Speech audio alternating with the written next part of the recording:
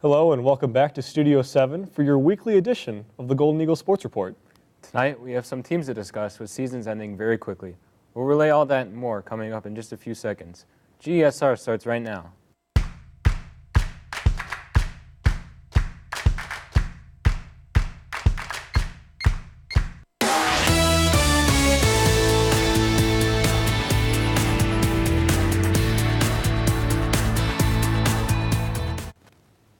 Good evening and happy Halloween, Marquette. I'm Patrick Sullivan. Thanks for joining us. And I'm Jack Phillips. Let's kick off this show with some Marquette women's soccer.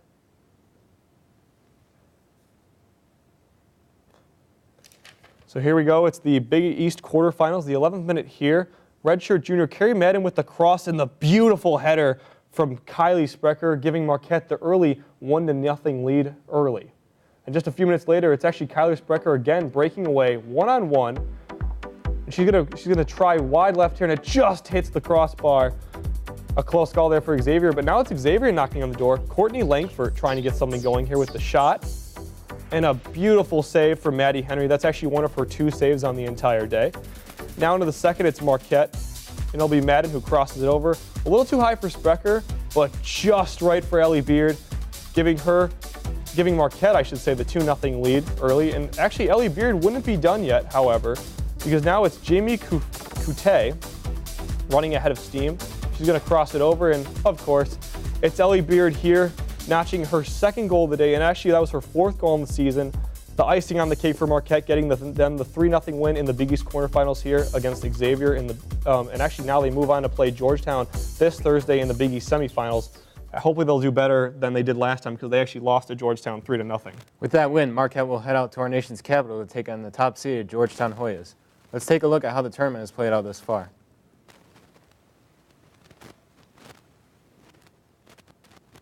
And they've actually, like I said, the tournament so far has been really interesting so far. Providence tied with DePaul 1-1 in the quarterfinals, and Providence eventually won in penalty kicks, 4-1 actually in the penalty kicks. They advanced. Now, I said this a second ago, but Marquette lost to Georgetown earlier in the season. I remember that. Was it 3-0? 3-0. I was going to say that. Yeah. Yeah, and actually, I'm pretty sure it's definitely going to be tough to take down the #1 seed, especially after they had a pretty bad game against Georgetown. They were shut out. They were shut out. It's going to be interesting to see if Maddie Henry could bounce back after that early loss to the Hoyas. And actually, now it's going to be Providence versus Butler. Butler beat Providence 2-1. At Providence earlier, and now Butler has the home field advantage. So maybe it's a little too early to call, but Butler might be moving on to the finals here, and maybe if Marquette, assuming they get past the Hoyas, it could be a Butler versus Golden Eagle matchup. Very interesting matchup right there. And Marquette lost to Butler 3-0 earlier at Butler too, and Marquette actually lost to Providence 1-0 earlier at Valley Fields too. That's all we have for this segment, however. So let's toss it over to the breakdown. Take it away, guys. Thanks, Jack. Welcome and into the breakdown, everyone. I am John Steppe, joined by Chris Reisner. First up, Marquette dropped their regular season match at Georgetown earlier this year, 3-0. So, Chris, has anything changed for them since then, and do they have a chance to advance to the Big East title game? Yeah, John, certainly things have changed for them. First off, they had a streak prior to that Georgetown loss where they, by the way, got outshot 22-3. It was an utterly dominating performance by Georgetown. But what's changed is they had a streak of 6 games prior to that where they scored only 1 goal or less. And in their past 3 games, they've scored 7 goals. So they're really starting to find their offense. And as they head into the Big East tournament, they have some rough competition ahead of them. Georgetown is probably the best team in the conference.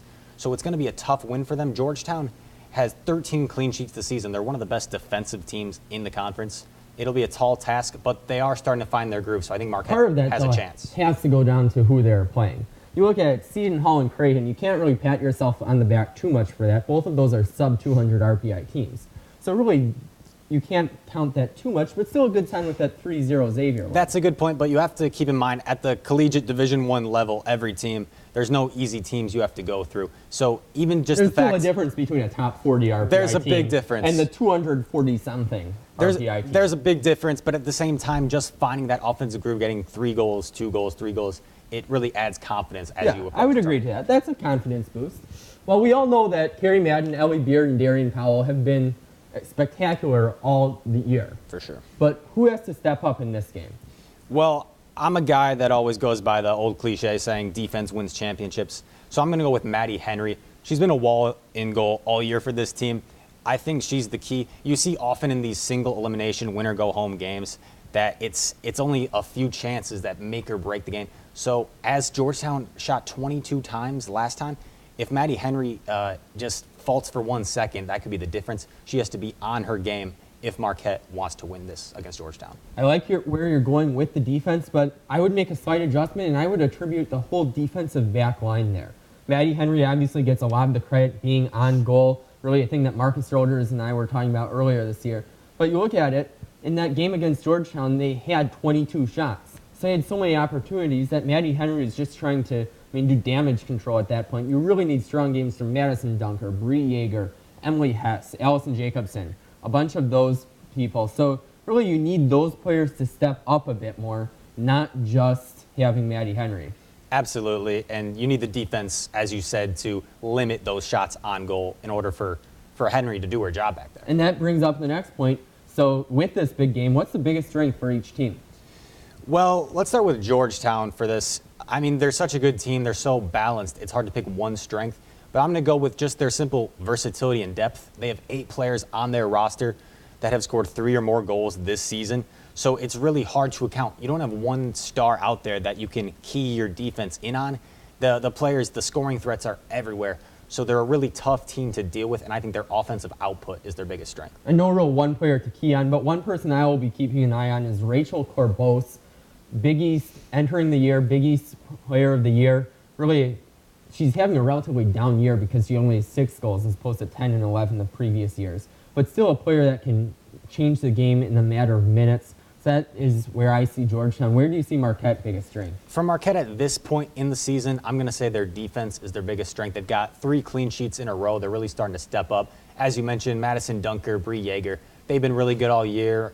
Maddie Henry, you've talked about, she has several Big East Player of the Week awards this season.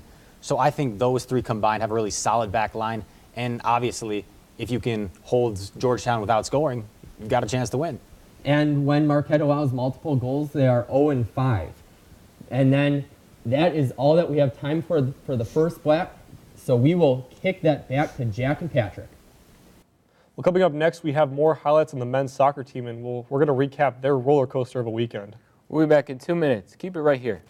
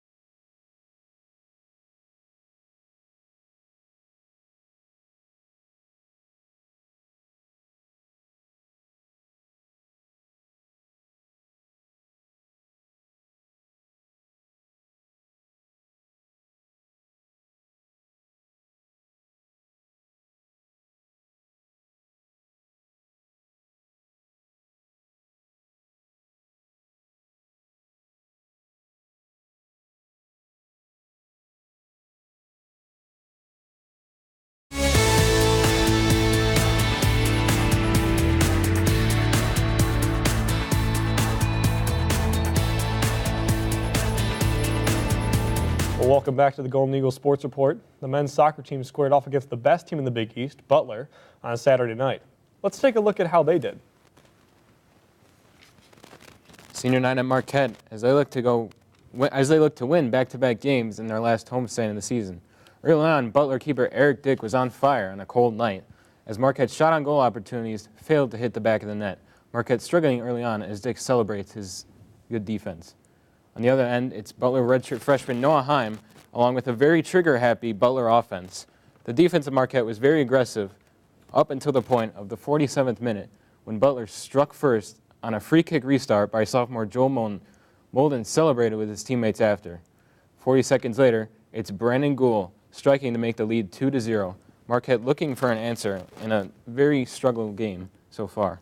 On the other end, Jason Davis looks for an answer, but a great save by Eric Dick. An incredible save by the keeper. And Marquette is still down 2-0. 8 saves on the night for Dick and would only allow 1 goal to Marquette's Connor Alba in the 72nd minute. Butler wins the game 2-1 over the Golden Eagles and the conference of the Big East. Here's a great feature story that our very own Andrew Goldstein put together on Marquette's biggest fan, Drum Guy.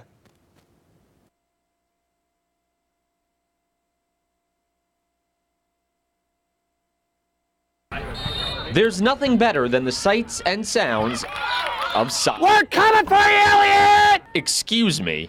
Anyways, there's nothing better than a soccer match at Valley. 14, keep your hands down, 14! Excuse me. I guess there's no getting around it. If you go to Valley Fields, you're going to hear Drum Guy.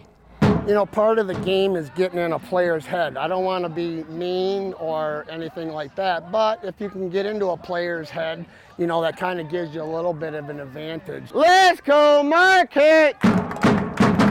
David Heim isn't just an average fan, though. Yeah! He's backup goalkeeper Noah Heim's dad. He's always the loudest one at the games. He's always cheering loud. I think it suits him very well. We met last year. I think we did meet. It was really cold.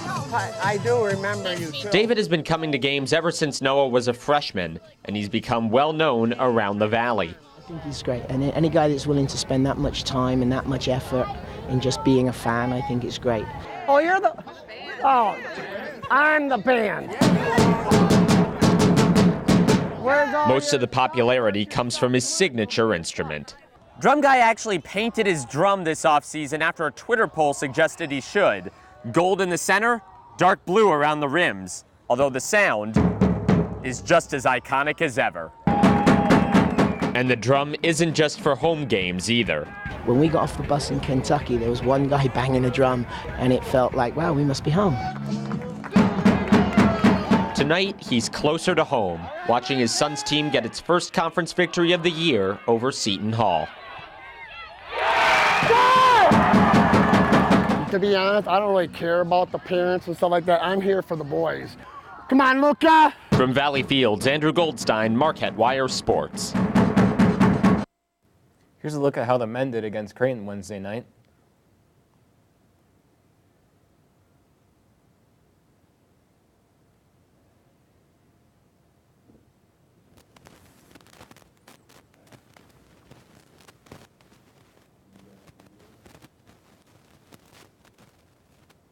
Was red hot behind Luca Purpa's program, tying 4 assists in a game. The Marquette Golden Eagles took this one 4-3. I thought Luca and I thought Connor Alba played one of the best games that they played all season. I thought against Creighton is one of the best teams in the league. It's one of the best teams in the country. They're always good. I think we caught them a little off guard, a little by surprise. We played quickly, we played through their pressure, and Luca and Connor found themselves in positions, and credit to Martin Alba for finding them. We relaxed a little bit. We showed our youth. You know, we relaxed and we let them back in the game. There was no reason for, I wouldn't say they were great goals. They were just, they were turnovers that we didn't need to make. Due to the 3 points earned in the 400th victory in program history, Marquette now sits one step closer to a Big East tournament berth. From Valley Fields, I'm Kevin Wells, Marquette Wire Sports. Now we're going to send it over to our analyst to break down the end of the season. Thanks, guys. So first with men's soccer, Luca Purpa had 4 assists against Creighton.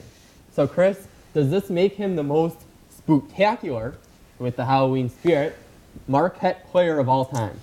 Yeah, that's one heck of a question, John. I don't think we're ready to make one game the sample size to make Luka Perpa the most spectacular player in Marquette history. Especially considering, I mean, it wasn't that long ago that we were saying, why is he slumping so much I this think year? we need to hold our horses on this conversation. Yes, he was a really good player freshman year. He was one of the best freshmen in the country, in fact.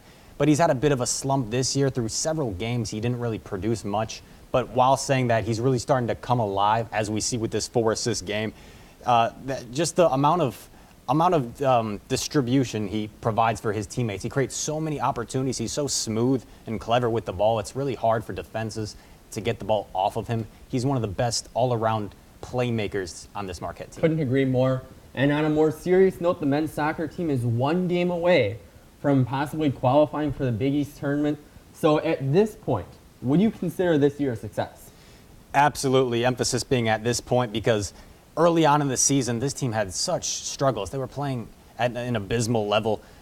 Coach Louis Bennett, we were talking a month ago whether Louis Bennett was on the hot seat, whether he was going to lose his job. That's how bad this season was going. They didn't have a win until September 23rd. Yeah, exactly. This season was just off to a dreadful start. So for them to be able to turn it around like they have and to be able to possibly finish the Big East with a positive record in conference, I think that really says to how they've had the mental toughness to, even with that rough start, say, you know what, this record doesn't show who we are as a team. We can step up. We can qualify for the Big East tournament. And I think that would make it, yes, a success. Yeah, no doubting really what they have done. Really a remarkable comeback. I still think it's too early to say. If they lose to DePaul, one of the worst teams in the Big East, it's a lot harder to say it's a success, especially if they don't qualify for the Big East tournament. But I'd say if you qualify for the Big East tournament after not winning until Big East play, that's a good second half. I think overall you still have to call that a bit of a failure to not win a game for over a month. But still, that's good. I couldn't agree more. And back to Luka Perpa, greatest player ever. Let's just hold our horses. In the Halloween spirit, let's keep the candy in the drawer, if you know what I'm saying. Yeah, well, with that, do you think Luka Perpa is the season MVP so far, or would you go with somebody else? Okay, so I'm not contradicting myself here because I know I've been saying let's hold the horse with Luka Perpa. That's just simply, it's too bold to put him up there, upper echelon. But this season, I know he had his struggles, but like I said before, there's no player as valuable as Luka Perpa on this team. He draws so much attention. We've seen teams triple, quadruple team him just to try and get him off the ball. If you watch him play, just countless opportunities. It seems every time he touches the ball, he's making guys miss. He's weaving in and out of defenses, and he's setting up goals. It's a work of art right there. It's a work of art. Yeah, you eloquated it perfectly, so I would say Luka Perpa. Well, maybe the real MVP might be Drum Guy after seeing that package by our own Andrew Goldstein.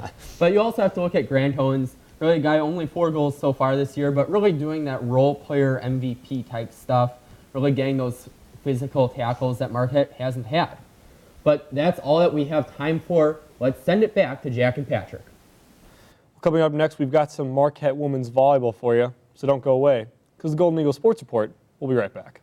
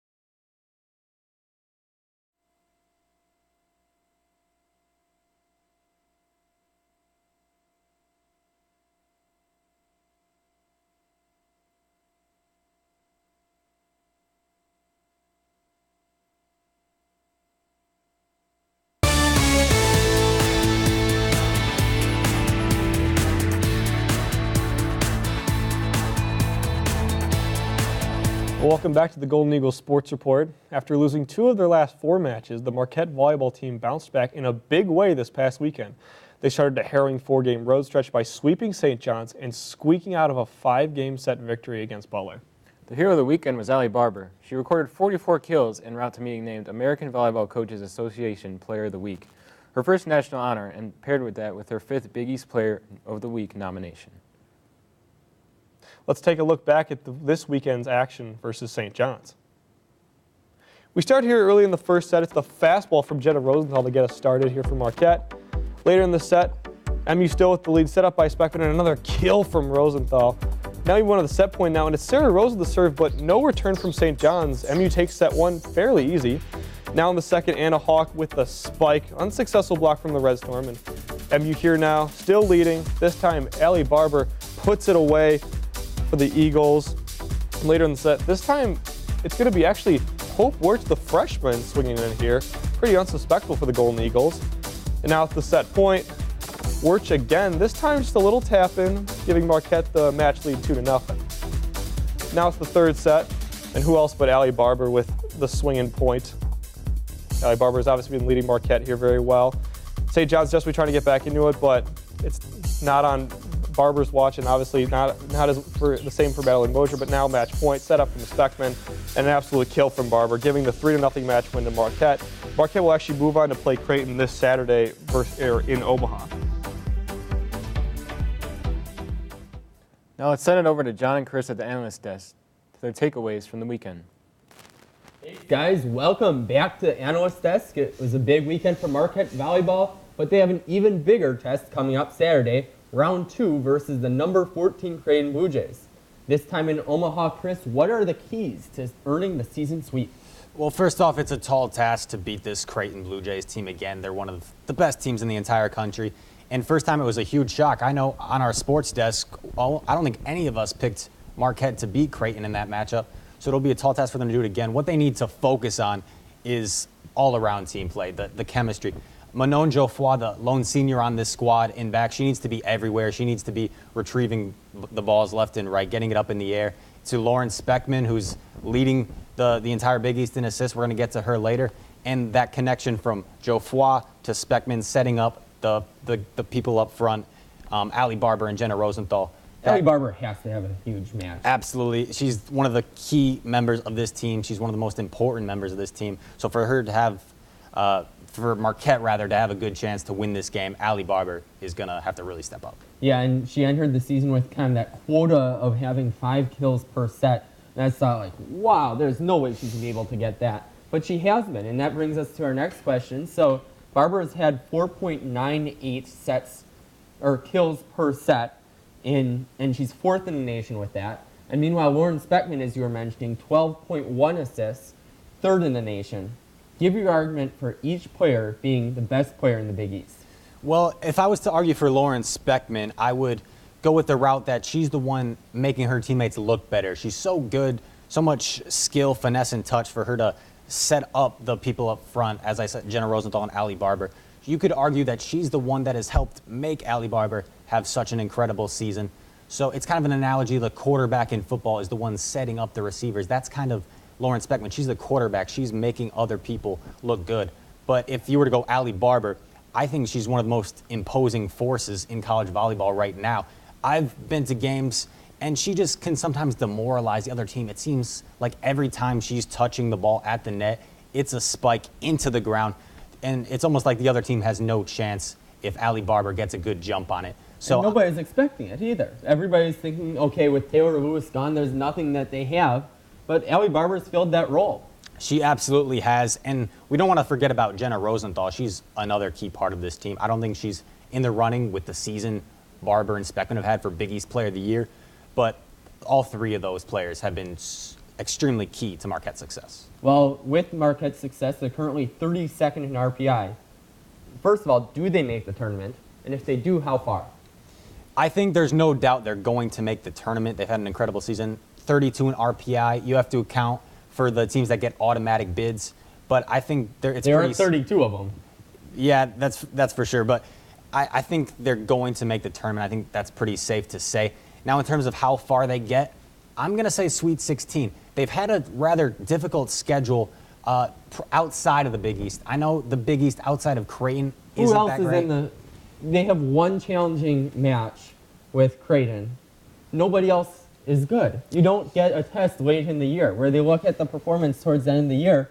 When you're playing Villanova and Butler all the time, you're just not going to get that much respect. That's true. In volleyball, women's volleyball isn't the best sport for the Big East. There's not a whole lot of competition for them, but they've had games against Wisconsin. I think they had 5th games against ranked opponents prior to the Big East. That was a while ago, though. It was a while ago. We've been in Big East play for a while. Yeah, John, but they've seen the best of the best already this season. I know they've had games since then, but they've seen the best of the best, and that's who they're going to go against in the NCAA tournament. So assuming they make it, so I think it's tough though Sweet when 16. you're playing Big Ten teams that have had, this challenging schedule all year long, just not exclusively in the non-conference. So I don't see Sweet 16 quite so much this year. Long term, I could see that. I say round of 32. A young team, they've had a lot of things go right. You don't know how long that's going to go right. Things can change just in a matter of that. Absolutely. And last thing I'll say is, on your side, rather, is they are a young team. They have only got one senior. So even if they don't make it to the Sweet 16 this year, they have a bright future to look forward to next year with a lot of returning talent. And that is all that we have time for tonight. We'll send that back to Jack and Patrick. You know, I think we're really in for a spooky Halloween as October 31st. Night is upon us. Wait, Dev, just random question. Did you dress up as anything for Halloween? I was actually 3-hole punch Jim from The Office. You know what? I actually went to Target and wore a panda onesie. And everyone thought I was a penguin, but I don't get it. I had the hoodie on and everything, and everyone thinks I look like a penguin. I don't think I look like that. What's your favorite Halloween candy, Jack? Halloween candy. Here's the thing. You had to pick one candy. Hershey's chocolate. Same. Oh, maybe dark. It depends what I'm in Dark the mood is for. good. Dark is good. Well, regardless, thanks, John. That's all the time we had tonight on the Golden Eagle Sports Report. I'm Jack Phillips. Be safe and enjoy your Halloween, guys. And I'm Patrick Sullivan. Go out and get some candy and wear a costume. Good night, Marquette.